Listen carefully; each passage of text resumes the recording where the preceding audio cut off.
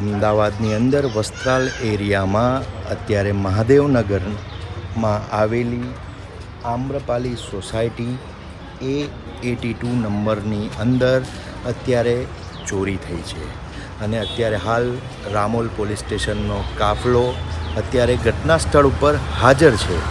તો આ ચોરીની તપાસ ચાલુ છે અત્યારે અને તપાસના આધારિત અત્યારે એ જાણવા મળ્યું છે કે 32 લાખ ઉપરની ચોરી થઈ છે।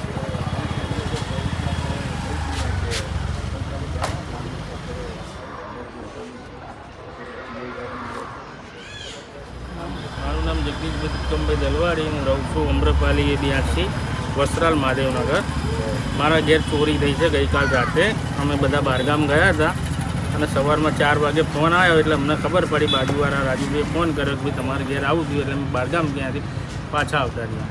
ત્યારે અમને ખબર પડી ત્યાંથી સોનું ને બધું, પૈસા ને રોકડ ને સોનું બધું લઈ ગયા છે।